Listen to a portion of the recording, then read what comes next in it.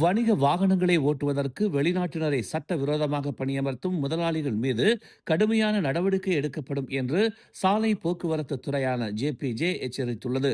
ஓட்டுநர்களுக்கு எதிராக மட்டுமல்லாமல் சட்டத்தை மீறும் நிறுவன உரிமையாளர்கள் மற்றும் நிர்வாகத்திற்கு எதிராகவும் அமலாக்கம் மேற்கொள்ளப்படுவதை உறுதி செய்ய தேசிய நிதி எதிர்ப்பு குற்ற மையம் மற்றும் குடிநுழைவுத்துறையுடன் இணைந்து செயல்படும் என்று ஜேபிஜே மூத்த அமலாக்க இயக்குநர் கிஃப்லி மா ஹசான் தெரிவித்தார்.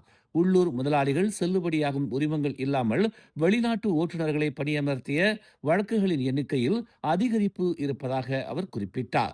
நேற்று மேற்கொள்ளப்பட்ட ஓப்ஸ் பெமாண்டு வர்கா அசிங்கில் உள்ளூர் நிறுவனங்களால் பணியமர்த்தப்பட்ட வெளிநாட்டு ஓட்டுநர்களால் இயக்கப்பட்டதாக கண்டறியப்பட்ட 11 லாரிகள் பறிமுதல் செய்யப்பட்டதாக பர்னாமா செய்தி வெளியிட்டுள்ளது.